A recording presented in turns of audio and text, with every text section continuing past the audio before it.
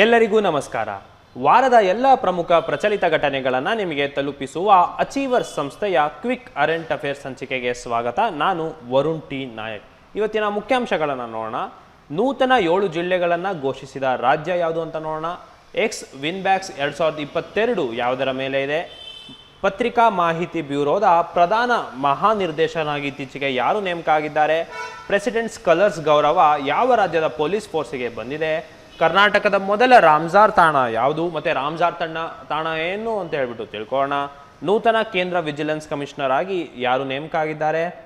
ಜಂಟಿ ವ್ಯಾಯಾಮ ಅಲ್ ನಜಾ 4 ಎಲ್ಲಿ ಮಾಡಲಾಯಿತು. ಅಮೆರಿಕ ಮತ್ತು ಚೀನಾ ನಡುವೆ ಉದ್ವಿಗ್ನತೆ ಎಲ್ಲಿ ನಡೀತಾ ಇದೆ. ONGC para games, Langat Singh college ಖಗೋಳ ವಿಜ್ಞಾನ ಪ್ರಯೋಗಾಲಯ ಯುನೆಸ್ಕೋ ಪರಂಪರೆ ಪಟ್ಟಿಗೆ ಸೇರಿದೆ. ಹಣಕಾಸು ಸೇರ್ಪಡೆ ಸೂಚ್ಯಂಕ, ಹೊಸದಾಗಿ ಅಭಿವೃದ್ಧಿಪಡಿಸಿದ ಉಡಾವಣಾ ವಾಹನದ ಮೊದಲ ಹಾರಾಟ, ಗೂಗಲ್ ನಕ್ಷೆ ಬೀದಿ ವೀಕ್ಷಣೆ ಸೇವೆ, ಮುಸ್ಲಿಂ ಮಹಿಳಾ ಹಕ್ಕುಗಳ ದಿನ. ಮೊದಲನೇ ಆರ್ಟಿಕಲ್ಗೆ ಹೋಗೋಣ. ಮೊದಲನೇ ಆರ್ಟಿಕಲ್ ಏನು ಹೇಳುತ್ತೆ ಅಂದರೆ 7 new districts in West Bengal, how and why are districts created in abolished in India ಅಂತ ಹೇಳ್ಬಿಟ್ಟು. ನೋಡಿ, ವೆಸ್ಟ್ ಬೆಂಗಾಲ್ ಏನಿದೆ, ಸೊ ಈ ವೆಸ್ಟ್ ಬೆಂಗಾಲ್ನಲ್ಲಿ ಇವಾಗ ನೂತನವಾಗಿ 7 ಜಿಲ್ಲೆಗಳನ್ನು ಮಾಡಿದ್ದಾರೆ. ಸೊ ಇದಕ್ಕಿಂತ ಮುಂಚೆ ವೆಸ್ಟ್ ಬೆಂಗಾಲಲ್ಲಿ 23 ಜಿಲ್ಲೆಗಳಿತ್ತು, ಈಗ 30 ಜಿಲ್ಲೆಗಳಾಗಿ ಮಾಡಲಾಗಿದೆ. ಸೊ ಯಾಕೆ ಮಾಡಲಾಗಿದೆ ಅಂತ ಹೇಳಿದ್ರೆ, ಯಾವಾಗ ಒಂದು ಜಿಲ್ಲೆ ಫಾರ್ಮ್ ಆಗತ್ತೆ, ಒಂದು ರಾಜ್ಯದಲ್ಲಿ ಒಂದು ಹೊಸ ಜಿಲ್ಲೆ ಫಾರ್ಮ್ ಆಗತ್ತೆ, ಸೊ ಅದರ ಅಡ್ಮಿನಿಸ್ಟ್ರೇಟಿವ್ ಯೂನಿಟ್ ಇನ್ನೂ ಚಿಕ್ಕದಾಗತ್ತೆ. ಸೊ ಅವಾಗ ಇನ್ನೂ ಉತ್ತಮವಾದಂತಹ ಆಡಳಿತನ ಕೊಡ್ಬೋದು ಅನ್ನೋದು ಒಂದು ವಿಚಾರ ಆಗಿದೆ. ಸೊ ಈಗ ಸೌತ್ 24 ಪರಗಣಾಸ್ ಡಿಸ್ಟಿಕ್ ಮತ್ತು ನಾರ್ತ್ ಪರಗಣಾಸ್ ಡಿಸ್ಟಿಕ್ ಅಲ್ಲಿ ಸುಂದರ್ಬನ್ ಏನಿತ್ತು, ಸುಂದರ್ಬನ್ಸ್ ಅಂತ ಹೇಳ್ಬಿಟ್ಟು ಒಂದು ಡೆಲ್ಟಾ ಏನಿದೆ, ಸೊ ಅದನ್ನೇ ಕೂಡ ಒಂದು ಜಿಲ್ಲೆಯಾಗಿ ಮಾಡಿದ್ದಾರೆ. ಬಿಷ್ಣುಪುರ್ ಕೂಡ ಒಂದು ಹೌದು. ಮತ್ತು ಇನ್ನೊಂದು 2-3 ಜಿಲ್ಲೆಗೆ ಇನ್ನೂ ಹೆಸರಿಟ್ಟಿಲ್ಲ. ಒಟ್ಟಾರೆ 7 ಜಿಲ್ಲೆಗಳನ್ನು ಆ್ಯಡ್ ಮಾಡಿ ವೆಸ್ಟ್ ಬೆಂಗಾಲ್ನಲ್ಲಿ ಈಗ 30 ಜಿಲ್ಲೆಗಳಾಗಿ ಆಗಿದೆ. ಸೊ ಇದ್ರ ಬಗ್ಗೆ ನಿಮಗೆ ತಿಳಿದಿರಲಿ ಅಂತ ಹೇಳ್ತಾ, ಇದ್ರ ಮೇಲೆ ಯಾವ ರೀತಿಯಾದಂತಹ ಪ್ರಚಲಿತ ಘಟನೆ ಪ್ರಶ್ನೆ ಬರುತ್ತೆ ನೋಡೋಣ. ಆಗಸ್ಟ್ 1, 2022 ಯಾವ ರಾಜ್ಯವು ನೂತನ 7 ಜಿಲ್ಲೆಗಳನ್ನು ಘೋಷಿಸಿದೆ. Which state has declared 7 new districts on August 1, 2022. 10 ಸೆಕೆಂಡ್ಗಳ ಕಾಲಾವಕಾಶ ಇರುತ್ತೆ. ಇತ್ತೀಚೆಗೆ ಕರ್ನಾಟಕದಲ್ಲಿ ಕೂಡ ಒಂದು ಹೊಸ ಜಿಲ್ಲೆ ಬಂದಿತ್ತು 2021ಕ್ಕೆ, ನಮ್ಮ ವಿಜಯನಗರ. ಇನ್ನು ಇದಕ್ಕೆ ಸರಿಯಾದ ಉತ್ತರ ಬಂದು ಪಶ್ಚಿಮ ಬಂಗಾಳ ಆಗಿರುತ್ತೆ. ಇತ್ತೀಚೆಗೆ ಯಾವ ರಾಜ್ಯವು ನೂತನ 13 ಜಿಲ್ಲೆಗಳನ್ನು ಘೋಷಿಸಿತ್ತು ಅಂದರೆ ಅದು ಆಂಧ್ರ ಪ್ರದೇಶ. ಕರ್ನಾಟಕ ನೂತನ ಜಿಲ್ಲೆ ಯಾವುದು ಅಂದರೆ ಅದು ವಿಜಯನಗರ. ತೆಲಂಗಾಣ ಸ್ಥಾಪನೆ ವರ್ಷ ಆಗಿದ್ದು ಯಾವಾಗ ಅಂತ ಹೇಳಿದ್ರೆ 2 ಜೂನ್ 2014. ಸೊ ಇದ್ರ ಬಗ್ಗೆ ನಿಮಗೆ ತಿಳಿದಿರಲಿ ಅಂತ ಹೇಳ್ತಾ ಮುಂದಿನ ಆರ್ಟಿಕಲ್ಗೆ ಹೋಗೋಣ. ಮುಂದಿನ article 3rd edition of Vietnam India bilateral army exercise ex Vinbax 2022 to begin in Chandi Mandir in Haryana. ನೋಡಿ, ಯಾವುದೇ 2 ದೇಶ ಇದೆ ಅಂತ ಹೇಳಿದ್ರೆ ಅವರ ದೇಶದ ಆರ್ಮಿ ಆಗಿರ್ಬೋದು ಅಥವಾ ನೇವಿ ಆಗಿರ್ಬೋದು, ಅದರ ಮಿಲಿಟರಿ ಎಕ್ಸಸೈಸ್ ಅನ್ನ ಮಾಡಲಾಗ್ತಾ ಇರತ್ತೆ. ಸೊ ಆ ಮಿಲಿಟರಿ ಎಕ್ಸಸೈಸ್ ಇಂದ ಆ ದೇಶದ 2 ಫೋರ್ಸ್ಗಳ ಒಂದು ಪರೇಡ್ಸ್ ಆಗಿರ್ಬೋದು, ಡ್ರಿಲ್ಸ್ ಆಗಿರ್ಬೋದು, ಅದರ ಬಗ್ಗೆ ತಿಳಿಯುತ್ತೆ. ಮತ್ತೆ ಪೀಸ್ ಕೀಪಿಂಗ್ ಮಾಡಲಿಕ್ಕೆ ಏನನ್ನ ಮಾಡ್ತಾರೆ, ಮತ್ತೆ ಅವೆರಡು ದೇಶದ ಒಂದು ಸಂಬಂಧ, ಸ್ಟ್ರಾಟಜಿಕ್ ಪಾರ್ಟ್ನರ್ಶಿಪ್ ಇದರಿಂದ ಆಗುತ್ತೆ. ಸೊ ಈ ರೀತಿ 2 ದೇಶಗಳ ನಡುವೆ ಜಂಟಿ ಮಿಲಿಟರಿ ವ್ಯಾಯಾಮ ನಡೀತಾನೆ ಇರುತ್ತೆ. ಸೊ ಅದರ ಹೆಸರೇನು, ಯಾವ್ಯಾವ ದೇಶದ ಜೊತೆ ನಡೆಯುತ್ತೆ, ಸೊ ಇದ್ರ ಬಗ್ಗೆ ನಿಮಗೆ ತಿಳಿದಿರಬೇಕು. ಇತ್ತೀಚೆಗೆ ಈಗ ವಿಯಟ್ನಾಂ ದೇಶ ಮತ್ತು ಇಂಡಿಯಾ ನಡುವೆ ಎಕ್ಸ್ ವಿನ್ಬ್ಯಾಕ್ಸ್ 2022 ಅಂತ ನಡೀತಾ ಇದೆ. ಸೊ ಇದೊಂದು ಜಂಟಿ ಮಿಲಿಟರಿ ಒಂದು ಆಚರಣೆ. ಇದು 3rd ಎಡಿಷನ್ ಆಗಿದೆ, ಅಂದರೆ 3ನೇ ಆವೃತ್ತಿ ಆಗಿದೆ. ಎಲ್ಲಿ ನಡೀತಾ ಇದೆ ಅಂತ ಪ್ರಶ್ನೆ. ಇದು ಚಂದಿ ಮಂದಿರ್ ಹರಿಯಾಣದಲ್ಲಿದೆ. ಸೊ ಇಲ್ಲಿ ನಡೀತಾ ಇದೆ. ಸೊ ಇದು ವಿಯಟ್ನಾಂ ಮತ್ತು ಭಾರತ ನಡುವೆ ನಡೀತಿರುವಂಥ ಒಂದು ಜಂಟಿ ಮಿಲಿಟರಿ ಕಾರ್ಯಕ್ರಮ. ಸೊ ಇದು ಯಾಕೆ ಭಾರತಕ್ಕೆ ಸಿಗ್ನಿಫಿಕೆನ್ಸ್ ಏನು ಭಾರತಕ್ಕೆ ಅಂತಂದರೆ, India's the act East policy ಮತ್ತು ಇಂಡಿಯನ್ ಪೆಸಿಫಿಕ್ ರೀಜನಲ್ಲಿ ಏನು ಭಾರತದ ಹಿಡಿತಾ ಇದೆ, ಸೊ ಇದರಿಂದ ನಮ್ಮ ಸ್ಟ್ರಾಟಜಿಕಲಿ ನಮ್ಮ ನಿಲುವು ನಮಗೆ ಇದರಲ್ಲಿ ಗೊತ್ತಾಗುತ್ತೆ ಅಂತ ಹೇಳ್ತಾ, ಇದ್ರ ಮೇಲೆ ಯಾವ ರೀತಿಯಾದಂತಹ ಪ್ರಚಲಿತ ಘಟನೆ ಪ್ರಶ್ನೆ ಬರುತ್ತೆ ನೋಡೋಣ. ಇತ್ತೀಚೆಗೆ ಭಾರತ ಮತ್ತು ಯಾವ ದೇಶಗಳ ನಡುವೆ ದ್ವಿಪಕ್ಷೀಯ ಸೇನಾ ವ್ಯಾಯಾಮವಾದ 3ನೇ ಆವೃತ್ತಿ ಎಕ್ಸ್ ವಿನ್ಬ್ಯಾಕ್ಸ್ 2022 ಆರಂಭವಾಗಿದೆ. The 3rd edition of the bilateral military exercise ex Vinbax 2022 has started between India and which country recently. 10 ಸೆಕೆಂಡ್ಗಳ ಕಾಲಾವಕಾಶ ಇರುತ್ತೆ. ನೋಡಿ, ನಿಮಗೆ ಇಂಡಿಯಾ ಬಾಂಗ್ಲಾದೇಶ್ ಮಾಡ್ತಾರೆ, ಇಂಡಿಯಾ ಜಪಾನ್ ಮಾಡ್ತಾರೆ, ಇಂಡಿಯಾ USA ಮಾಡ್ತಾರೆ. ಸೊ ಯಾವ್ದಾದಂತ ನಿಮಗೆ ಹೆಸರು ಗೊತ್ತಿರಬೇಕು. ಸೊ ಇದು ಇಂಡಿಯಾ ವಿಯಟ್ನಾಂ ಮಾಡೋದು, ಅದರ ಹೆಸರು ಎಕ್ಸ್ ವಿನ್ಬ್ಯಾಕ್ಸ್ 2022. ಇನ್ನು ಲ್ಯಾಮಥಿಯಾ ಮಿಲಿಟರಿ ಯುದ್ಧಾಭ್ಯಾಸ ಭಾರತ ಮತ್ತು ಸಿಶೆಲ್ಸ್ ನಡುವೆ ಆಗುತ್ತೆ. ಎಕ್ಸ್ ಧರ್ಮ ಗಾರ್ಡಿಯನ್ ಭಾರತ ಮತ್ತು ಜಪಾನ್, ಸಿಂಬೆಕ್ಸ್ ಭಾರತ ಮತ್ತು ಸಿಂಗಾಪುರ್, ಸಂಪ್ರೀತಿ ಭಾರತ ಮತ್ತು ಬಾಂಗ್ಲಾದೇಶ, ಸೂರ್ಯ ಕಿರಣ್ ಭಾರತ ಮತ್ತು ನೇಪಾಳ. ಸೊ ನೋಡಿ, ಯಾವೆರಡು ದೇಶ, ಅದರ ಹೆಸರೇನು, ಎಲ್ಲಿ ನಡೆಯಿತು ಈ ವರ್ಷ, ಈ ರೀತಿಯಾದಂತಹ ಪ್ರಶ್ನೆಗಳು ನಿಮಗೆ ಬರುತ್ತೆ. ಸೊ ಇದು ಪ್ರಚಲಿತ ಘಟನೆ, ಇದು ಸಿಗ್ನಿಫಿಕೆನ್ಸ್ ಇರುತ್ತೆ. ಸೊ ಇದ್ರ ಬಗ್ಗೆ ನಿಮಗೆ ತಿಳಿದಿರಲಿ ಅಂತ ಹೇಳ್ತಾ ಮುಂದಿನ ಆರ್ಟಿಕಲ್ಗೆ ಹೋಗೋಣ. ನೋಡಿ, ಪ್ರೆಸ್ ಇನ್ಫಾರ್ಮೇಷನ್ ಬ್ಯೂರೋ, ನಮ್ಮ ಕರೆಂಟ್ ಅಫೇರ್ಸ್ ನೀವೇನು ಓದ್ತೀರಾ ಅದರ ಒಂದು ಪ್ರಮುಖವಾದಂತಹ ಸೋರ್ಸ್ ಇದು. ಹೇಗೆ ಒಂದು ನ್ಯೂಸ್ ಪೇಪರ್, ಯಾವುದಾದ್ರೂ ಒಂದು ನ್ಯೂಸ್ ಪೇಪರ್ ನೀವು ಫಾಲೋ ಮಾಡ್ತೀರಾ, ಮ್ಯಾಗಝೀನ್ಸಿನ ಯೋಜನಾ, ಕುರುಕ್ಷೇತ್ರ ಆಗಿರ್ಬೋದು, ಒಂದಿಷ್ಟು ಮ್ಯಾಗಝೀನ್ಸ್ನ ನೀವು ಫಾಲೋ ಮಾಡ್ತೀರಾ, ಅದೇ ರೀತಿ ವೆಬ್ಸೈಟ್ಗಳಲ್ಲಿ ಹೋಗೋದಾದರೆ ನೀವು ಸರ್ಕಾರದಿಂದ ಬರುವಂತಹ ಈ PIB ಪ್ರೆಸ್ ಇನ್ಫಾರ್ಮೇಷನ್ ಬ್ಯೂರೋ, ಅಂದರೆ ಸರ್ಕಾರದಿಂದ ಏನೇ ಒಂದು ಅನೌನ್ಸ್ಮೆಂಟ್ ಮಾಡಬೇಕಿದ್ರೆ ಇದರಿಂದ ಮಾಡ್ತಾರೆ. ಜೊತೆಗೆ ಆಲ್ ಇಂಡಿಯಾ ರೇಡಿಯೋ ಕೂಡ ಇದೆ. ಸೊ ಇವೆರಡು ನಿಮಗೆ ಇದೆಲ್ಲ ನಿಮಗೆ ಕರೆಂಟ್ ಅಫೇರ್ಸ್ನ ಸೋರ್ಸಸ್ಗಳಾಗಿರುತ್ತೆ. ಸೊ ಈ ಆದಂಥ ಪ್ರೆಸ್ ಇನ್ಫಾರ್ಮೇಷನ್ ಬ್ಯೂರೋ, ಇದು ಕೂಡ ನಾವು ಪ್ರೆಸ್ ಇನ್ಫಾರ್ಮೇಷನ್ ಬ್ಯೂರೋ ಇಂದನೇ ತೆಗೆದುಕೊಂಡಿರುವಂಥದ್ದು. Ministry of information and broadcasting ಇಂದ ಹೊರಬಂದಿರುವಂಥ ಆರ್ಟಿಕಲ್. ಇದೇನು ಹೇಳುತ್ತೆ ಅಂತ ಹೇಳಿದ್ರೆ, ಶ್ರೀ ಸತ್ಯೇಂದ್ರ ಪ್ರಕಾಶ್ ಅವರು ಪ್ರಿನ್ಸಿಪಲ್ ಡೈರೆಕ್ಟರ್ ಜನರಲ್ ಆಗಿದ್ದಾರೆ. PIBಗೆ ನೂತನ ಡೈರೆಕ್ಟರ್ ಜನರಲ್ ಆಗಿದ್ದಾರೆ. ಸೊ ಸತ್ಯೇಂದ್ರ ಪ್ರಕಾಶ್, ಇದು ತಿಳಿದಿರಲಿ. ಇವರು ಇದಕ್ಕಿಂತ ಮುಂಚೆ CBCಯಲ್ಲಿದ್ದರು, ಅಂದರೆ ಸೆಂಟ್ರಲ್ ಬ್ಯೂರೋ ಆಫ್ ಕಮ್ಯುನಿಕೇಷನಲ್ಲಿದ್ದರು. ಇವರು ಒಂದು ರೆಗ್ಯುಲೇಷನ್ಸ್ ಏನು ಮಾಡ್ತಾರೆ ಇವಾಗ, TV ಅಡ್ವರ್ಟೈಸ್ಮೆಂಟ್ಸಿಗೆ ಆಗಿರ್ಬೋದು, ಗೌರ್ಮೆಂಟ್ ಇಂಟರ್ನೆಟಿಗೆ ಆಗಿರ್ಬೋದು, digital media policy, FM radio policy, digital cinema policy, so ಅದನ್ನು ರೆಗ್ಯುಲೇಟ್ ಮಾಡುವಂತಹ ಒಂದು CBCಯಲ್ಲಿ ಇದ್ದಂಥವ್ರು ಈಗ ಅವರು ಪ್ರೆಸ್ ಇನ್ಫಾರ್ಮೇಷನ್ ಬ್ಯೂರೋದ ಡೈರೆಕ್ಟರ್ ಜನರಲ್ ಆಗಿದ್ದಾರೆ. ಸೊ ಇದ್ರ ಬಗ್ಗೆ ನಿಮಗೆ ತಿಳಿದಿರಲಿ ಅಂತ ಹೇಳ್ತಾ, ಇದ್ರ ಮೇಲೆ ಯಾವ ರೀತಿಯಾದಂತಹ ಪ್ರಚಲಿತ ಘಟನೆ ಪ್ರಶ್ನೆ ಬರುತ್ತೆ ನೋಡೋಣ. ಪತ್ರಿಕಾ ಮಾಹಿತಿ ಬ್ಯೂರೋದ ಪ್ರಧಾನ ಮಹಾನಿರ್ದೇಶಕರಾಗಿ ಯಾರು ಅಧಿಕಾರ ವಹಿಸಿಕೊಂಡಿದ್ದಾರೆ? Who has taken over as the Director General of Press Information Bureau? 10 ಸೆಕೆಂಡ್ಗಳ ಕಾಲಾವಕಾಶ ಇರುತ್ತೆ. ನೋಡಿ, ನೇಮಕಾತಿ ಅಥವಾ ಒಂದು ನೇಮಕಾತಿ ಆಗಿರ್ಬೋದು ಅಥವಾ ನಿಧನದ ವಾರ್ತೆ, ಪರ್ಸನ್ ಇನ್ ನ್ಯೂಸ್ ಅನ್ನೋ ಕ್ಯಾಟಗರಿ ಬರುತ್ತೆ ಕರೆಂಟ್ ಅಫೇರ್ಸ್ ಅಲ್ಲಿ. ಇದಕ್ಕೆ ಸರಿಯಾದ ಉತ್ತರ ಶ್ರೀ ಸತ್ಯೇಂದ್ರ ಪ್ರಕಾಶ್. ಭಾರತದ ಪ್ರಸ್ತುತ ಅಟಾರ್ನಿ ಜನರಲ್ ಯಾರು? KK ವೇಣುಗೋಪಾಲ್. ಮುಖ್ಯ ಚುನಾವಣಾ ಆಯುಕ್ತರು ಯಾರು ಅಂದರೆ ರಾಜೀವ್ ಕುಮಾರ್, ಇವರು 25ನೇ ಮುಖ್ಯ ಚುನಾವಣಾ ಆಯುಕ್ತರು. ನೀತಿ ಆಯೋಗದ ನೂತನ CEO ಪರಮೇಶ್ವರ್ ಅಯ್ಯರ್. ನಿಮಗೆ ನೀತಿ ಆಯೋಗದ CEO ಬೇರೆ ಇರ್ತಾರೆ, ಅಧ್ಯಕ್ಷರು ಬೇರೆ ಇರ್ತಾರೆ. ಅಧ್ಯಕ್ಷರು ಯಾವಾಗಲೂ ಪ್ರಧಾನಿ ಆಗಿರ್ತಾರೆ, ಇದು ನಿಮಗೆ ತಿಳಿದಿರಿ. ಕರ್ನಾಟಕದ ನೂತನ ಲೋಕಾಯುಕ್ತರು BS ಪಾಟೀಲ್, ಇದನ್ನು ನಾವು ಕಳೆದ ಸಂಚಿಕೆಗಳಲ್ಲಿ ಹೇಳಿದ್ವಿ. Press council of India PCI ಮುಖ್ಯಸ್ಥರು ರಂಜನಾ ಪ್ರಕಾಶ್ ದೇಸಾಯಿ. ಈ ಎಲ್ಲ ವಿಚಾರಗಳು ನಿಮಗೆ ತಿಳಿದಿರಲಿ ಅಂತ ಹೇಳ್ತಾ ಮುಂದಿನ ಆರ್ಟಿಕಲ್ಗೆ ಹೋಗೋಣ. Wise president Venkaiah Naidu presents presidents colours of Tamil Nadu police. ನೋಡಿ, ಈ ಪ್ರೆಸಿಡೆಂಟ್ಸ್ ಕಲರ್ ಅನ್ನೋದು ಏನು ಅಂತ ನೀವು ಅರ್ಥ ಮಾಡ್ಕೋಬೇಕಾಗತ್ತೆ. ಏನು ಅಂತ ಹೇಳಿದ್ರೆ, ಒಂದು ಪೊಲೀಸ್ ಫೋರ್ಸ್ ಆಗಿರ್ಬೋದು ಅಥವಾ ಮಿಲಿಟ್ರಿ, ಪ್ಯಾರಾಮಿಲಿಟ್ರಿ, ಈ ಎಲ್ಲ ಫೋರ್ಸಸ್ಗಳಿಗೆ ಪ್ರೆಸಿಡೆಂಟ್ಸ್ ಕಲರ್ ಅಂತ ಹೇಳಿಬಿಟ್ಟು ಒಂದು ಬಿರುದನ್ನು ಅಥವಾ ಒಂದು ಟೈಟಲ್ ಅನ್ನು ನೀಡ್ತಾರೆ, ಒಂದು ಫ್ಲಾಗ್ ಬೇರಿಂಗ್ ಅನ್ನು ನೀಡ್ತಾರೆ. ಇದು ನಮ್ಮ NCC, ನಿಮಗೆ ಅರ್ಥ ಮಾಡಿಸ್ಬೇಕು ಅಂತ ಹೇಳಿದ್ರೆ ನೀವು NCCಲಿ ಕೂಡ ಇದನ್ನು ನೋಡಿರ್ತೀರ. NCCಲಿ ಪ್ರೆಸಿಡೆಂಟ್ಸ್ ಬ್ಯಾನರ್ ಅಂತ ಕೊಡ್ತಾರೆ, ಪ್ರೈಮ್ ಮಿನಿಸ್ಟರ್ ಬ್ಯಾನರ್ ಅಂತ, PM ಬ್ಯಾನರ್ ಅಂತ ಕೊಡ್ತಾರೆ. ಅದು ಒಂದು ರೋಲಿಂಗ್ ಟ್ರೋಫಿ ಇರುತ್ತೆ. ಪ್ರತಿ ವರ್ಷ ರಿಪಬ್ಲಿಕ್ ಡೇ ಕ್ಯಾಂಪಲ್ಲಿ ಒಂದೊಂದು ಡೈರೆಕ್ಟರೇಟಿಗೆ ಕೊಡ್ತಾರೆ. ಕರ್ನಾಟಕ ಆ್ಯಂಡ್ ಗೋವಾ ಕೂಡ ಒಮ್ಮೆ ಪ್ರೆಸಿಡೆಂಟ್ಸ್ PM ಬ್ಯಾನರ್ ಸಿಕ್ಕಿತ್ತು. ಸೊ ಅದೇ ರೀತಿ ಪೊಲೀಸ್ ಫೋರ್ಸು, ಮಿಲಿಟರಿ, ಪ್ಯಾರಾಮಿಲಿಟರಿಗೆ ಪ್ರೆಸಿಡೆಂಟ್ಸ್ ಕಲರ್ ಅಂತ ಇದೊಂದು ಹೈಯೆಸ್ಟ್ ಆನರ್ ಆಗಿರುತ್ತೆ. ಅಂದರೆ ಅವರ ಉತ್ತಮ ಒಂದು ಸೇವೆಗೆ ಇದನ್ನು ನೀಡಲಾಗುತ್ತೆ.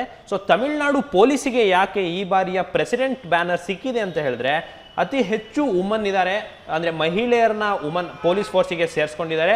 ಜೊತೆಗೆ ಈಗಿನ ಬೇಕಾಗಿರುವಂಥ ಒಂದು ಸೈಬರ್ ಸ್ಪೇಸಲ್ಲಿ ಮಾಡರ್ನ್ ಕ್ರೈಮ್ಸ್ ಏನು ನಡೀತಾ ಇದೆ ಸೈಬರ್ ಸ್ಪೇಸಲ್ಲಿ, ಸೊ ಅದನ್ನು ಉನ್ನತವಾಗಿ ಕಾರ್ಯಾಚರಣೆ ಮಾಡಿದ್ದಾರೆ. ಮತ್ತು ಸ್ಟೇಟ್ ಮರೈನ್ ಪೊಲೀಸ್ ಫೋರ್ಸ್ ಇದೆ. ಇದು 1076 ಕಿಲೋಮೀಟರ್ ಕೋಸ್ಟ್ ಲೈನ್ ಏನಿದೆ ತಮಿಳುನಾಡುದು, ಅದನ್ನು ಕಾಪಾಡ್ತಾ ಇದೆ. ಜೊತೆಗೆ ತಮಿಳುನಾಡು ಓನ್ಲಿ ಸ್ಟೇಟ್, ಈ ತಮಿಳುನಾಡು ಪೊಲೀಸ್ ಏನಿದೆ only state to have unit, ಒಂದು ಸಪ್ರೇಟ್ ಯೂನಿಟ್ ಇದೆ, smuggling of ideals and statues. ಅಂದರೆ ಈ ಐಡಲ್ಸ್ ಮತ್ತು ಸ್ಟ್ಯಾಚ್ಯೂಸನ್ನು ಸ್ಮಗಲ್ ಮಾಡ್ತಿರುವಂತಹ ಅವ್ರನ್ನ ಹಿಡಿಯಕ್ಕಂತಾನೆ ಹೇಳ್ಬಿಟ್ಟು ಒಂದು ಸಪರೇಟ್ ಯೂನಿಟ್ ಏನಿದೆ ಅದು ನಮ್ಮ ತಮಿಳುನಾಡು ಪೊಲೀಸಲ್ಲಿದೆ. ಸೊ ತಮಿಳುನಾಡು ಪೊಲೀಸ್ ಮಹಿಳೆಯರು ಜಾಸ್ತಿ ಇದ್ದಾರೆ, ಒಂದು ಸಪರೇಟ್ ವುಮನ್ ಕಮಾಂಡೋ ಫೋರ್ಸ್ ಕೂಡ ಇದೆ. ಸೊ ಈ ಎಲ್ಲ ಕಾರಣಕ್ಕೆ ಸ್ಟೇಟ್ ಮರೈನ್ ಪೊಲೀಸ್ ಫೋರ್ಸ್ ಕೂಡ ಇದೆ. ಸೊ ಎಲ್ಲ ಕಾರಣಕ್ಕೆ ಅದರ ಉನ್ನತ ಸೇವೆಗೆ ಈ ಬಾರಿಯ ಪ್ರೆಸಿಡೆಂಟ್ ಬ್ಯಾನರ್ ಅನ್ನು ತಮಿಳುನಾಡು ಪೊಲೀಸ್ ಅವರಿಗೆ ನೀಡಲಾಗಿದೆ. ಇದೊಂದು ಹೈಯೆಸ್ಟ್ ಆನರ್ ಆಗಿದೆ. ಇದ್ರ ಬಗ್ಗೆ ನಿಮಗೆ ತಿಳಿದಿರಿ ಯಾವ ರಾಜ್ಯಕ್ಕೆ ಸಿಕ್ಕಿದೆ ಅಂತ ಹೇಳ್ಬಿಟ್ಟು ವೈಸ್ ಪ್ರೆಸಿಡೆಂಟ್ ವೆಂಕಯ್ಯ ನಾಯ್ಡು ಅವರು ಇದನ್ನು ನೀಡಿದರು ಅಂತ ಹೇಳ್ಬಿಟ್ಟು ನಿಮಗೆ ತಿಳಿದಿರಲಿ. ಇತ್ತೀಚೆಗೆ ಉಪರಾಷ್ಟ್ರಪತಿ ವೆಂಕಯ್ಯ ನಾಯ್ಡುರವರು ಯಾವ ರಾಜ್ಯದ ಪೊಲೀಸರಿಗೆ ಪ್ರೆಸಿಡೆಂಟ್ ಕಲರ್ಸ್ ಗೌರವವನ್ನು ನೀಡಿದ್ದಾರೆ? Recently vice president Venkaiah Naidu awarded president colours to the police of which state ಅಂತ ಹೇಳ್ಬಿಟ್ಟು 10 ಸೆಕೆಂಡ್ಗಳ ಕಾಲಾವಕಾಶ ಇರುತ್ತೆ. ಸರಿಯಾದ ಉತ್ತರ ತಮಿಳುನಾಡು. ಇನ್ನು ಇತ್ತೀಚೆಗೆ ಭಾರತದ ಯಾವ ನೌಕಾ ಹಡಗಿಗೆ ಪ್ರೆಸಿಡೆಂಟ್ಸ್ ಕಲರ್ಸ್ ಗೌರವವನ್ನು ನೀಡಲಾಗಿದೆ ಅಂದರೆ INS ವಲ್ಸುರಾ. ಪ್ರೆಸಿಡೆಂಟ್ಸ್ ಕಲರ್ಸ್ ಗೌರವ ಸ್ಥಾಪನೆ ಯಾವಾಗಿದ್ದು ಅಂದರೆ 27 ಮೇ 1951. ಸೊ ನಾವು ಯಾವುದೇ ಒಂದು ಪ್ರಚಲಿತ ಘಟನೆ ಓದ್ತಾ ಇರಬೇಕಾದ್ರೆ ಅದಕ್ಕೆ ಸಂಬಂಧಪಟ್ಟಂತಹ ಸೂಕ್ತವಾದಂತಹ ಸ್ಟ್ಯಾಟಿಕ್ ಜಿಕೆಯನ್ನು ಪಾರ್ಟ್ ಕೂಡ ನೀವು ಓದ್ಕೋಬೇಕಾಗುತ್ತೆ. ಈಗ ಒಂದು ಯುನೆಸ್ಕೋ ಬಗ್ಗೆ ಓದ್ತಾ ಇದ್ದೀರಾ ಅಂತ ಹೇಳಿದ್ರೆ ಯುನೆಸ್ಕೋ ಸ್ಥಾಪನೆ ಆಗಿದ್ದ ವರ್ಷ, ಅದರ ಹೆಡ್ ಕ್ವಾರ್ಟರ್ಸ್ ಎಲ್ಲಿದೆ, ಪ್ರಸ್ತುತ ಅಧ್ಯಕ್ಷರು ಯಾರು, ಭಾರತದಿಂದ ಯಾರು ಪರ್ಮನೆಂಟ್ ಮೆಂಬರ್ಸ್ ಇದ್ದಾರೆ. ಸೊ ಈ ರೀತಿಯಾದಂತಹ ವಿಚಾರಗಳು ಸ್ಟ್ಯಾಟಿಕ್ ಜಿಕೆ ಪಾರ್ಟ್ ಏನಿದೆ ಅದನ್ನು ನೀವು ಓದ್ಕೋಬೇಕಾಗತ್ತೆ. ಸೊ ಯಾಕಂತಂದ್ರೆ ಈಗ ಯಾವುದೋ ಒಂದು ಪ್ರಶ್ನೆ ಆಗಿದೆ ಅಂತ ಹೇಳಿದ್ರೆ ಅದು ಸುದ್ದಿಯಲ್ಲಿ ಇರುತ್ತೆ. ಸೊ ಹಾಗಾಗಿ ಅದ್ರ ಮೇಲೆ ಪ್ರಶ್ನೆ ಆಗಿರುತ್ತೆ ಹೊರತು ಸೊ ಅದು ಪ್ರಚಲಿತ ಘಟನೆಯನ್ನು ನೀವು ಈ ರೀತಿ ಸೂಕ್ಷ್ಮವಾಗಿ ಓದ್ಕೋಬೇಕಂತ ಹೇಳ್ತಾ ಮುಂದಿನ ಆರ್ಟಿಕಲ್ಗೆ ಹೋಗೋಣ. ಮುಂದಿನ article, Ranganathittu is now a Ramsar site. ನೋಡಿ, ಇದೊಂದು ಹೆಮ್ಮೆಯ ವಿಚಾರ. ನಮ್ಮ ಕರ್ನಾಟಕದಲ್ಲಿ ಇರುವಂತಹ ನಮ್ಮ ಶ್ರೀರಂಗಪಟ್ಟಣ ಬಳಿ ಇರುವಂತಹ ಒಂದು ರಂಗನ್ತಿಟ್ಟು ಬರ್ಡ್ ಸ್ಯಾಂಚುರಿ ಏನಿದೆ ಇದನ್ನ ರಾಮ್ಸಾರ್ ತಾಣವಾಗಿ ಮಾಡಲಾಗಿದೆ. ಸೊ ರಾಮ್ಸಾರ್ ಸೈಟ್ ಅಂದ್ರೆ ಏನು ಅಂತ ನೀವು ತಿಳ್ಕೊಬೇಕಾಗತ್ತೆ. ಸೊ ನೋಡಿ, ಒಂದು ಎಕೋಸಿಸ್ಟಮ್ ಒಳ್ಳೆ ಇರಬೇಕು ಅಂತ ಹೇಳಿದ್ರೆ ನಿಮಗೆ ನೀರು ಮತ್ತೆ ಕಾಡು ಎರಡು ಒಟ್ಟಿಗೆ ಇರಬೇಕಾಗತ್ತೆ. ಸೊ ಅಂತ ಒಂದು ಇದನ್ನ ವೆಟ್ಲ್ಯಾಂಡ್ ಅಂತ ಕರಿತೇವೆ. ಸೊ ಆ ವೆಟ್ಲ್ಯಾಂಡ್ ಒಂದು ಎಕೋಸಿಸ್ಟಮ್ನ ಇಂಪ್ರೂವ್ ಮಾಡೋದ್ರಲ್ಲಿ ತುಂಬ ಒಂದು ಒಳ್ಳೆಯ ಕೆಲಸವನ್ನು ಮಾಡುತ್ತೆ. ಸೊ ಹಾಗಾಗಿ 1971ನಲ್ಲಿ ರಾಮ್ಸಾರ್ ಅಂತ ಹೇಳಿಬಿಟ್ಟು ಒಂದು ಇರಾನಿನ ಒಂದು ಪ್ಲೇಸಲ್ಲಿ ಒಂದು ಕನ್ವೆನ್ಷನನ್ನು ಸೈನ್ ಮಾಡ್ತಾರೆ ಎಲ್ಲ ದೇಶಗಳು. ಸೊ ಏನಂತ ಹೇಳಿದ್ರೆ ಈ ರೀತಿ ವೆಟ್ಲ್ಯಾಂಡನ್ನು ಇಡೀ ಪ್ರಪಂಚದಲ್ಲಿ ಗುರುತಿಸಿ ಅದನ್ನು ಸಂರಕ್ಷಿಸಿದ್ರೆ ನಮ್ಮ ಪ್ರಪಂಚ ಏನಿದೆ ಅಥವಾ ನಮ್ಮ ಜಗತ್ತೇನಿದೆ ಸೊ ಸ್ವಲ್ಪ ಒಳ್ಳೆ ರೀತಿಯಲ್ಲಿ ಇರುತ್ತೆ, ಒಳ್ಳೆ ಗಾಳಿ ಸಿಗತ್ತೆ ಅಥವಾ ನಮ್ಮ ಎಕೋಸಿಸ್ಟಮ್ ಒಳ್ಳೆಯ ರೀತಿ ಇರುತ್ತೆ ಅಂತ ಹೇಳ್ಬಿಟ್ಟು ಈ ರಾಮ್ಸಾರ್ ತಾಣಗಳು ಅಂತ ಹೇಳ್ಬಿಟ್ಟು ಗುರುಸ್ಲಿಕ್ಕೆ ಸ್ಟಾರ್ಟ್ ಮಾಡ್ತಾರೆ. ಅದು ಒಂದು ವೆಟ್ಲ್ಯಾಂಡ್ ಆಗಿರುತ್ತೆ, ಅದು ನಮ್ಮ ಎಕೋಸಿಸ್ಟಮ್ಗೆ ಒಳ್ಳೆಯದಾಗಿರುತ್ತೆ. ಈ ರೀತಿ ನಮ್ಮ ಭಾರತದಲ್ಲಿ ಇದುವರೆಗೂ 64 ರಾಮ್ಸಾರ್ ತಾಣಗಳನ್ನ ಗುರುತಿಸಿದೆ. ಕರ್ನಾಟಕಕ್ಕೆ ಇದೆ ಮೊದಲು. ರಂಗನ್ತಿಟ್ಟುನ ಇವಾಗ ಒಂದು ರಾಮ್ಸಾರ್ ತಾಣವನ್ನಾಗಿ ಮಾಡಿದೆ. ಸೊ ಇದ್ರ ಬಗ್ಗೆ ತಿಳಿದಿರಲಿ ಅಂತ ಹೇಳ್ತಾ ಇದ್ರ ಮೇಲೆ ಯಾವ ರೀತಿಯಾದಂತಹ ಪ್ರಶ್ನೆ ಬರುತ್ತೆ ನೋಡೋಣ. ಇತ್ತೀಚೆಗೆ ಘೋಷಿಸಲಾದ ಕರ್ನಾಟಕದ ಮೊದಲ ರಾಮ್ಸಾರ್ ತಾಣ ಯಾವುದು? Which is the Karnataka's first Ramsar site announced recently? 10 ಸೆಕೆಂಡ್ಗಳ ಕಾಲಾವಕಾಶ ಇರುತ್ತೆ. ಇತ್ತೀಚೆಗೆ ಕೂಡ ಒಂದು 4-5 ರಾಮ್ಸಾರ್ ತಾಣವನ್ನು ಆ್ಯಡ್ ಮಾಡಲಾಗಿತ್ತು. ಸೊ ಅದ್ರ ಬಗ್ಗೆ ನಿಮಗೆ ತಿಳಿದಿರಲಿ. ಇದು ರಂಗನ್ತಿಟ್ಟು ಪಕ್ಷಿಧಾಮ ಶ್ರೀರಂಗಪಟ್ಟಣದಲ್ಲಿ ಬರುತ್ತೆ. ಪ್ರಸ್ತುತ ಭಾರತದ ರಾಮ್ಸಾರ್ ತಾಣಗಳ ಸಂಖ್ಯೆ 64. ಭಾರತದ ಅತಿದೊಡ್ಡ ರಾಮ್ಸಾರ್ ತಾಣ ಯಾವುದು ಅಂದರೆ ಸುಂದರ್ಬನ್ಸ್, ಪಶ್ಚಿಮ Bangala.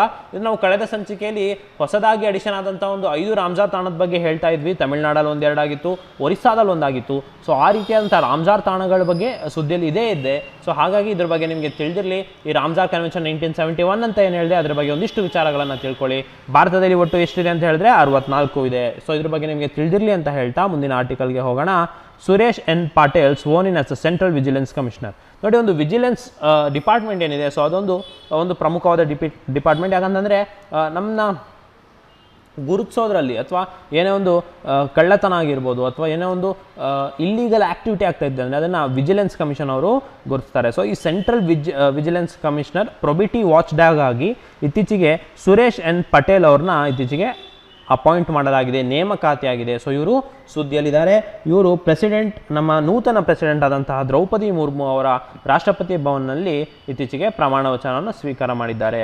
So probity watchdog of central vigilance commissioner ಆಗಿ ಸುರೇಶ್ ಎನ್ ಪಟೇಲ್ ಅವರು ಸ್ವೋರ್ನ್ ಇನ್ ಆಗಿದ್ದಾರೆ. ಇದ್ರ ಬಗ್ಗೆ ನಿಮಗೆ ತಿಳಿದಿರಲಿ. ಇನ್ನು ಸುರೇಶ್ ಎನ್ ಪಟೇಲ್ ಅವರ ಹಿನ್ನೆಲೆ ಏನು ಅಂತಂದರೆ ಇವರು ಇದಕ್ಕಿಂತ ಮುಂಚೆ ಆಂಧ್ರ ಬ್ಯಾಂಕ್ ಅಂತ ಏನಿದೆ ಸೊ ಅದರ CEO ಆಗಿದ್ದರು. ಸೊ ಇವರಿಗೊಂದು ಅನುಭವ ಇದೆ ಅಂತ ಹೇಳ್ತಾ ಇದ್ರ ಮುಂದೆ ಯಾವ ರೀತಿಯಾದಂತಹ ಪ್ರಶ್ನೆ ಬರುತ್ತೆ ನೋಡೋಣ. ಇತ್ತೀಚೆಗೆ ನೂತನ ಸೆಂಟ್ರಲ್ ವಿಜಿಲೆನ್ಸ್ ಕಮಿಷನರ್ ಆಗಿ ಯಾರು ನೇಮಕವಾಗಿದ್ದಾರೆ? Who has recently been appointed as the new central vigilance commissioner.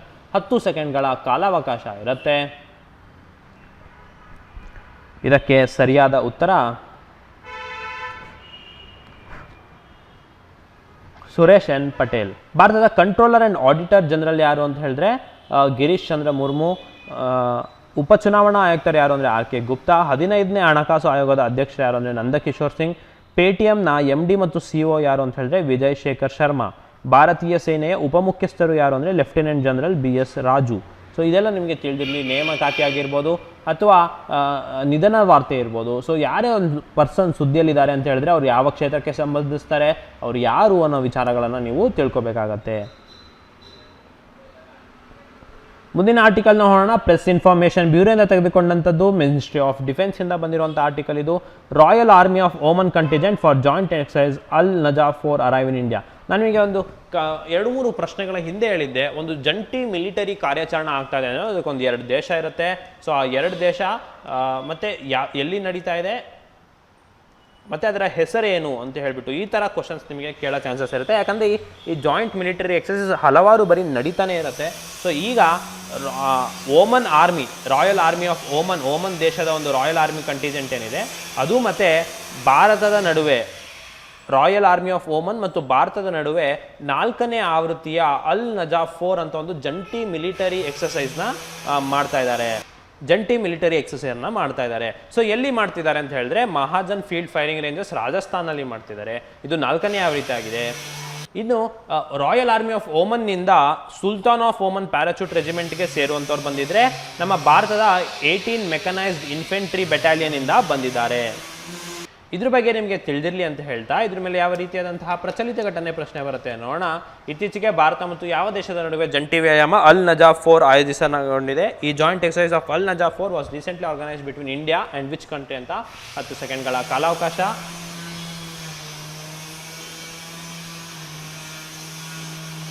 ಸರಿಯಾದ ಉತ್ತರ ಓಮನ್. ಇನ್ನು ಕಂಜರ್ ಭಾರತ ಮತ್ತು ಕಿರ್ಗಿಸ್ತಾನ, ಎಕ್ಸ್ ಡಸ್ಟ್ಲಿಕ್ ಭಾರತ ಮತ್ತು ಉಜ್ಬೇಕಿಸ್ತಾನ್, ಸ್ಲಿನೆಕ್ಸ್ ಭಾರತ ಮತ್ತು ಶ್ರೀಲಂಕಾ, ವಜ್ರ ಪ್ರಹಾರ ಭಾರತ ಮತ್ತು USA, ex desert knight Bharat ಮತ್ತು ಫ್ರಾನ್ಸ್. ಸೊ ಎಲ್ಲದನ್ನ ತಿಳ್ಕೊಂಡಿರ್ಬೇಕಾಗತ್ತೆ. ನೀವು ಒಂದು ಕೆಲಸ ಮಾಡಿ, ಏನಂತಂದರೆ ಒಂದನ್ನು ಪಟ್ಟಿಯನ್ನು ಮಾಡಿಬಿಡಿ. ಯಾವ ದೇಶಗಳು, ಅದರ ಹೆಸರೇನು, ಆ ಜಂಟಿ ಮಿಲಿಟರಿ ಅಥವಾ ಜಂಟಿ ನೇವಿ ವ್ಯಾಯಾಮಗೆ ಏನಂತ ಹೆಸರಿಟ್ಟಿದ್ದಾರೆ ಮತ್ತು ಯಾವಾಗ ನಡೆದಿದೆ. ಭಾರತದಲ್ಲಿ ಈ ಬಾರಿ ಫೆಬ್ರವರಿಗೆ ಮಿಲ್ಲನ್ ಅಂತ ನಡೆದಿತ್ತು, ಮಲಬಾರ್ ಅಂತ ಒಂದು ನೇವಿ ಎಕ್ಸೈಸ್ ನಡೆದಿತ್ತು. ಸೊ ಇದನ್ನೆಲ್ಲ ನೀವು ಒಂದು ಪಟ್ಟಿ ಮಾಡ್ಕೊಂಡು ಇಟ್ಕೊಂಡ್ಬಿಟ್ರಿ ಅಂತ ಹೇಳಿದ್ರೆ ಸೊ ನಿಮಗೆ ಮುಂದಿನ ವರ್ಷ ಮುಂದಿನ ಆವೃತ್ತಿ ನಡೆದಾಗ ಅಥವಾ ಸುದ್ದಿಯಲ್ಲಿ ಬಂದಾಗ ನಿಮಗೆ ಓದಲಿಕ್ಕೆ ರಿವಿಷನ್ ಮಾಡಲಿಕ್ಕೆ ಸಹಾಯಕವಾಗುತ್ತೆ ಅಂತ ಹೇಳ್ತಾ ಮುಂದಿನ ಆರ್ಟಿಕಲ್ಗೆ ಹೋಗೋಣ. ಮುಂದಿನ article, US house speaker Nancy Pelosi arrives in Taiwan defying China. ನೋಡಿ, ತೈವಾನ್ ಅಂತ ಒಂದು ಐಲ್ಯಾಂಡ್ ಕಂಟ್ರಿ. ಸೊ ಈ ತೈವಾನ್ ಮೇಲೆ ಚೈನಾ ಏನಿದೆ, ಚೀನಾ ದೇಶ, ಇವರು 25 ವರ್ಷದಿಂದ ಇದು ನಮ್ಮ ಲ್ಯಾಂಡ್ ಅಂತ ಹೇಳಿಬಿಟ್ಟು ಅದನ್ನು ಕ್ಲೇಮ್ ಮಾಡಿದ್ದಾರೆ. ಸೊ ಇದಕ್ಕೆ US ದೇಶದ ಸೆನೆಟ್ ಅಂದರೆ ಹೈಯೆಸ್ಟ್ ಅಫಿಷಿಯಲ್ ಈಗ ತೈವಾನ್ಗೆ ಬಂದಿದ್ದಾರೆ. ಸೊ ಅವರ ಹೆಸರು ನ್ಯಾನ್ಸಿ ಪೆಲೋನ್ಸಿ ಅಂತ. ಸೊ ಇದು ಮೊಟ್ಟ ಮೊದಲ ಬಾರಿಗೆ ಹೈಯೆಸ್ಟ್ ರ್ಯಾಂಕಿಂಗ್ ಅಮೆರಿಕನ್ ಅಫಿಷಿಯಲ್ಲು ಈ ತೈವಾನ್ಗೆ ಬರ್ತಾ ಇರೋವಂಥದ್ದು 25 ವರ್ಷಗಳಲ್ಲಿ. ಸೊ ಇದ್ರ ಬಗ್ಗೆ ನಿಮಗೆ ತಿಳಿದಿರಲಿ. ಹಾಗಾಗಿ ಚೈನಾ ಏನು ಮಾಡಿದೆ, ಈಗ ತೈವಾನ್ ಮೇಲೆ ದಾಳಿಯನ್ನು ಮಾಡ್ತಾ ಇದೆ. ಒಂದು ಮಿಲಿಟರಿ ಡ್ರಿಲ್ ಅಥವಾ ಮಿಸೈಲ್ಸನ್ನು ಕಳಿಸ್ತಾ ಇದ್ದಾರೆ. ಸೊ ಇದ್ರ ಬಗ್ಗೆ ನಿಮಗೆ ತಿಳಿದಿರಲಿ. ಹೇಗೆ ನಮ್ಮ ರಷ್ಯಾ ಉಕ್ರೇನ್ ದೇಶಗಳ ನಡುವೆ ಯುದ್ಧ ಆರಂಭವಾಗಿದೆ, ಅದೇ ರೀತಿ ಈಗ ಚೈನಾ ತೈವಾನ್ ನಡುವೆನೂ ಆಗ್ತಾಯಿದೆ. ಬಟ್ ಇದರಲ್ಲಿ USA ಕೂಡ ಇಂಟರ್ಫಿಯರ್ ಆಗಿದೆ. ಸೊ ಇದು ಎಲ್ಲಿಗೆ ಹೋಗುತ್ತೆ ನೋಡೋಣ. ಇದು ನಿಮಗೆ ಕಂಟಿನ್ಯೂಸ್ ನ್ಯೂಸ್ ರಿಪೋರ್ಟ್ಸ್ ಬರ್ತಾ ಇರುತ್ತೆ. ಸೊ ಇದನ್ನು ನೀವು ಫಾಲೋ ಮಾಡಿ, ಈ ಸ್ಟೋರಿಯನ್ನು ನೀವು ಫಾಲೋ ಮಾಡಿ. ಚೈನಾ ಮತ್ತು ತೈವಾನ್ ನಡುವೆ ಸ್ಟ್ರಾಟಜಿಕ್ ಟೈಸ್ ಏನಾಯಿತು, ಮತ್ತು US ಮತ್ತು ಇದರ ಸಂಬಂಧ ಏನು, ಇದರ ಬಗ್ಗೆ ಎಲ್ಲ ನಿಮಗೆ ತಿಳಿದಿರಲಿ ಅಂತ ಹೇಳ್ತಾ ಇದ್ರ ಮೇಲೆ ಯಾವ ರೀತಿಯಾದಂತಹ ಪ್ರಚಲಿತ ಘಟನೆ ಪ್ರಶ್ನೆ ಬರುತ್ತೆ ನೋಡೋಣ. ಇತ್ತೀಚೆಗೆ ಯಾವ ದೇಶದ ಹೌಸ್ ಆಫ್ ರೆಪ್ರೆಸೆಂಟೇಟಿವ್ ಸ್ಪೀಕರ್ ತೈವಾನ್ಗೆ ಭೇಟಿ ನೀಡುವ ಮೂಲಕ ಅಮೆರಿಕ ಮತ್ತು ಚೀನಾ ನಡುವೆ ಉದ್ವಿಗ್ನತೆಯನ್ನು ಹೆಚ್ಚಿಸಿದೆ? Recently the speaker of the house of representatives of which country increase the tensions between the US and China by the visiting Taiwan ಅಂತ 10 ಸೆಕೆಂಡ್ಗಳ ಕಾಲಾವಕಾಶ ಇರುತ್ತೆ. ಇದಕ್ಕೆ ಸರಿಯಾದ ಉತ್ತರ. ಇನ್ನು ಅಬ್ರಹಾಂ ಒಪ್ಪಂದವು ಯಾವ ದೇಶಗಳಿಗೆ ಸಂಬಂಧಿಸಿದೆ? ಇಸ್ರೇಲ್, UAEಗೆ ಸಂಬಂಧಪಟ್ಟಿದೆ. I2U2 ನೂತನ ಗ್ರೂಪ್ ರಚಿಸಿದ ದೇಶಗಳು ಭಾರತ, ಇಸ್ರೇಲ್, USA ಮತ್ತು UAE ಅಂತ ಹೇಳ್ಬಿಟ್ಟು ನಿಮ್ಗೆ ತಿಳಿದಿರಲಿ. ಇದನ್ನು ನಾವು ಕಳೆದ ಸಂಚಿಕೆಗಳಲ್ಲಿ ಹೇಳಿದ್ವಿ. Partners in the blue Pacific ಉಪಕ್ರಮ ರಚಿಸಿದ ದೇಶಗಳು USA, ಆಸ್ಟ್ರೇಲಿಯಾ, ನ್ಯೂಜಿಲೆಂಡ್, ಜಪಾನ್ ಮತ್ತು ಯುನೈಟೆಡ್ ಕಿಂಗ್ಡಮ್. ಇದ್ರ ಬಗ್ಗೆ ತಿಳಿದಿರಲಿ ಅಂತ ಮುಂದಿನ ಆರ್ಟಿಕಲ್ಗೆ ಹೋಗೋಣ. ಇದು PIB ಪ್ರೆಸ್ ಇನ್ಫಾರ್ಮೇಷನ್ ಬ್ಯೂರೋಯಿಂದ ತೆಗೆದುಕೊಂಡಂಥದ್ದು, ministry of petroleum and natural ಗ್ಯಾಸಿಂದ ಹೊರಬಂದಂಥ ಒಂದು ಆರ್ಟಿಕಲ್. ಇದೇನು ಹೇಳುತ್ತೆ ಅಂದರೆ ONGC ಏನಿದೆ, so oil and natural gas corporation of limited India, so ONGC ಏನಿದೆ ಇದರಿಂದ ಪ್ಯಾರಾ ಗೇಮ್ಸ್ 2022 ಅನ್ನು ಮಾಡ್ತಾ ಇದೆ. ಸೊ ಅಂದರೆ ನಮ್ಮ ONGCಗೆ ಸಂಬಂಧಪಡುವಂತಹ PWD ಪರ್ಸನ್ಸ್ ವಿತ್ ಡಿಸಬಿಲಿಟೀಸ್ ಏನಿರ್ತಾರೆ, ಸೊ ಅವರಿಗೋಸ್ಕರ ಪ್ಯಾರಾ ಗೇಮ್ಸನ್ನು ಆಯೋಜನೆ ಮಾಡ್ತಾ ಇದ್ದಾರೆ. ಇದನ್ನು union ministry of petroleum and natural gas and housing and urban affairs Shri Hardeep Singh Puri ಅವರು ಇದನ್ನು ಇನಾಗ್ರೇಟ್ ಮಾಡಿದ್ದಾರೆ. ಇದು 4ನೇ ಆವೃತ್ತಿಯಾಗಿದೆ. 4ನೇ ಆವೃತ್ತಿಯ ONGC ಪ್ಯಾರಾ ಗೇಮ್ಸ್ ಆಗಿದೆ. ಇದು ಎಲ್ಲಾಗ್ತಿದೆ ಅಂದರೆ ನ್ಯೂ ಡೆಲ್ಲಿಯಲ್ಲಿ ಆಗ್ತಿದೆ. 275 PWD ಕ್ಯಾಂಡಿಡೇಟ್ಸ್ ಇದರಲ್ಲಿ ಪಾರ್ಟಿಸಿಪೇಟ್ ಮಾಡ್ತಾ ಇದ್ದಾರೆ. ಸೊ ONGC ಜೊತೆಗೆ IOCL, BPCL, HPCL, EIL, OIL, GAIL ಈ ಎಲ್ಲ ಸಂಬಂಧಪಟ್ಟಂತಹ ಎಲ್ಲ ಆ್ಯಥ್ಲೀಟ್ಸ್ ಕೂಡ ಇದರಲ್ಲಿ ಪಾರ್ಟಿಸಿಪೇಟ್ ಮಾಡಿದ್ದಾರೆ. ಸೊ ಇದು 2ರಿಂದ 4 ಆಗಸ್ಟ್ 2022ರಲ್ಲಿ ನಡೆಯಲಿದೆ. ಸೊ ಪ್ಯಾರಾ ಗೇಮ್ಸ್ ನಡೀತಾ ಇದೆ, ONGCಯಿಂದ ಕಂಡಕ್ಟ್ ಆಗ್ತಾ ಇದೆ, ನ್ಯೂ ಡೆಲ್ಲಿಯಲ್ಲಿ ನಡೀತಾ ಇದೆ. ಇದ್ರ ಬಗ್ಗೆ ನಿಮಗೆ ತಿಳಿದಿರಲಿ ಅಂತ ಹೇಳ್ತಾ ಯಾವ ರೀತಿಯಾದಂಥ ಪ್ರಶ್ನೆ ಬರುತ್ತೆ ನೋಡೋಣ. ಇತ್ತೀಚೆಗೆ 4ನೇ ತೈಲ ಮತ್ತು ನೈಸರ್ಗಿಕ ಅನಿಲ ನಿಗಮ ಪ್ಯಾರಾ ಗೇಮ್ಸನ್ನು ಎಲ್ಲಿ ಉದ್ಘಾಟಿಸಲಾಯಿತು? Recently where was the 4th oil and natural gas corporation para games inaugurated? 10 ಸೆಕೆಂಡ್ಗಳ ಕಾಲಾವಕಾಶ.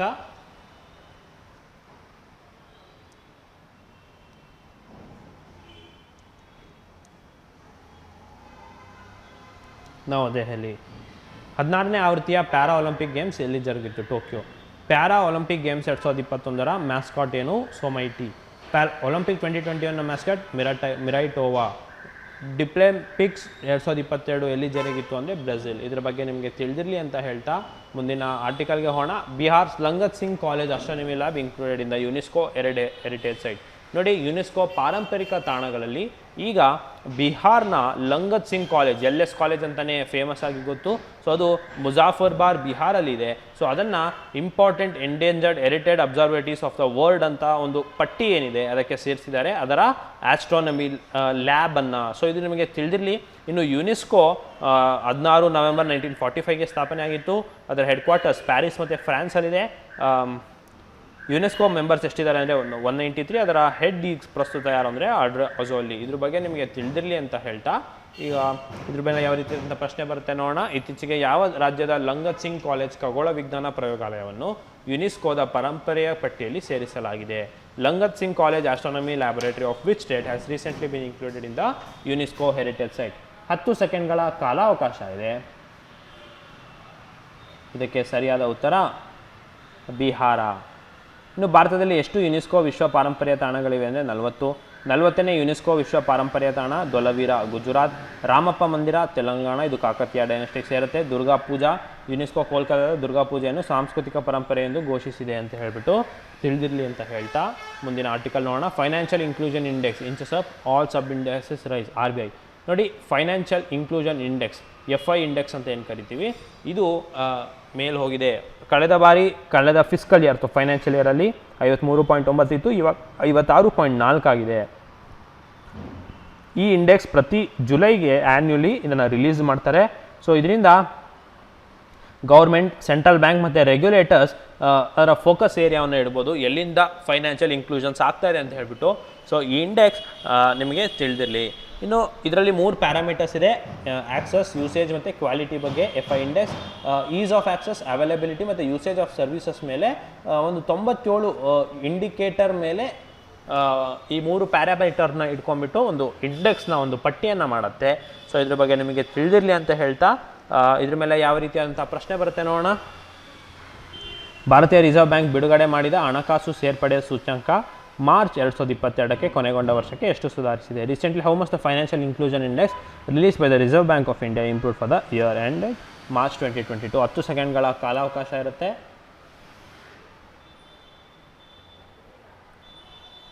ಇದಕ್ಕೆ ಸರಿಯಾದ ಉತ್ತರ 56.4. ರಿಸರ್ವ್ ಬ್ಯಾಂಕ್ ಇನ್ನೋವೇಷನ್ ಹಬ್ ಅನ್ನು ಎಲ್ಲಿ ಸ್ಥಾಪಿಸಲಾಗಿದೆ ಅಂದರೆ Bengaluru. Reserve bank of India ರಾಷ್ಟ್ರೀಕರಣ 1949ಗೆ ಆಗಿದೆ, ಸ್ಥಾಪನೆ 1935. ಪ್ರಸ್ತುತ ರೆಪೋ ದರ 5.40. ನೋಡಿ, 4ರಿಂದ 6% ಒಳಗಿತ್ತು ಅಂದರೆ ಅದು ಒಳ್ಳೆ ಪರ್ಸೆಂಟೇಜ್ ರೆಪೋ ರೇಟ್ ಅಂತ. ರಿವರ್ಸ್ ರೆಪೋ ದರ 3.35% ಇದೆ ಅಂತ ಹೇಳ್ಬಿಟ್ಟು ನಿಮಗೆ ತಿಳಿದಿರಲಿ. ಇನ್ನು ISRO to undertake maiden flight of SSLV on August 7. ನೋಡಿ, ಆಜಾದಿಗೆ ಅಮೃತ್ ಮಹೋತ್ಸವನ ಪಾರ್ಟಿಸಿಪೇಟ್ ಮಾಡ್ತಾ ಇದ್ದೀವಿ. ಅಂದರೆ ಭಾರತ ಸ್ವತಂತ್ರಗೊಂಡು 75 ವರ್ಷ ಆಗ್ತಾ ಇದೆ.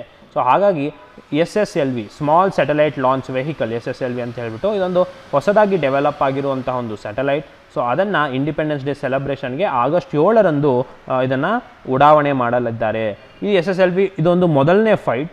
ಇದು India's earth observation satellite EOS-2 ಅಂತ ಹೇಳ್ಬಿಟ್ಟು ಅದರ ಅಪ್ಲಿಕೇಶನ್ ಮ್ಯಾಪಿಂಗ್ ಮತ್ತು GIS ಅಪ್ಲಿಕೇಶನ್ಸ್ಗೆ ಇದನ್ನು ಉಪಯೋಗಿಸಲಾಗುತ್ತೆ.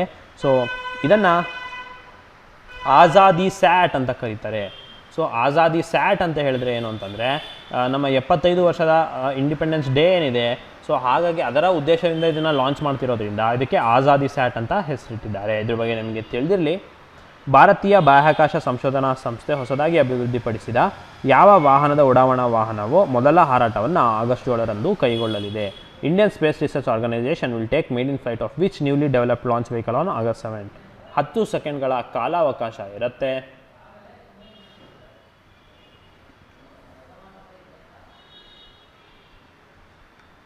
ಇದಕ್ಕೆ ಸರಿಯಾದ ಉತ್ತರ SSLV.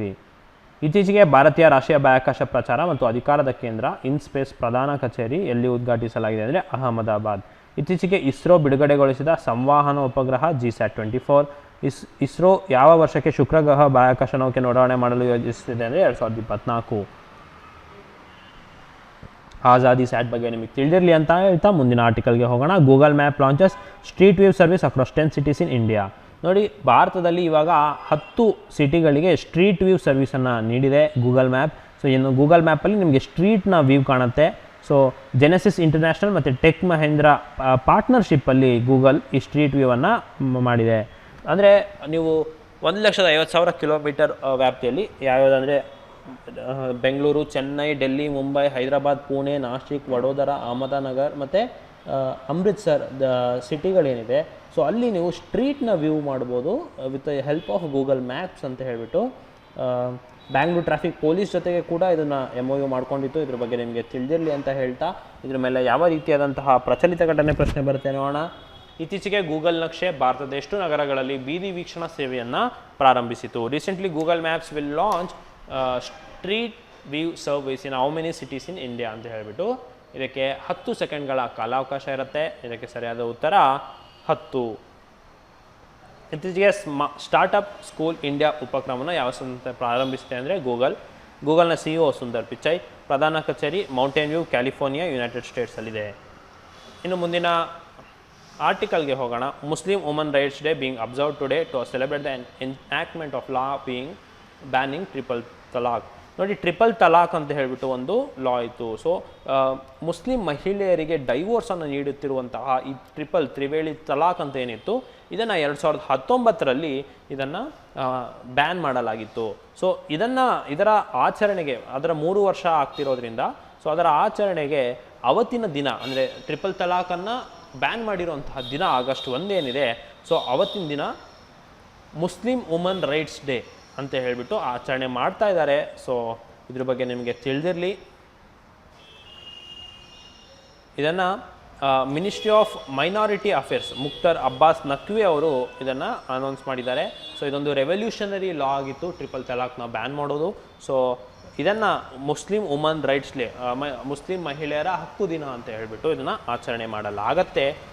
ಮುಸ್ಲಿಂ ಮಹಿಳಾ ಹಕ್ಕುಗಳ ದಿನವನ್ನು ಯಾವಾಗ ಆಚರಿಸಲಾಗುತ್ತೆ? When is Muslim woman rights day celebrated? 10 ಸೆಕೆಂಡ್ಗಳ ಕಾಲಾವಕಾಶ. ಸರಿಯಾದ ಉತ್ತರ ಆಗಸ್ಟ್ 1. ಹಿರೋಶಿಮಾ ದಿನ ಆಗಸ್ಟ್ 6. ವಿಶ್ವ ಶ್ವಾಸಕೋಶದ ಕ್ಯಾನ್ಸರ್ ದಿನ ಆಗಸ್ಟ್ 1.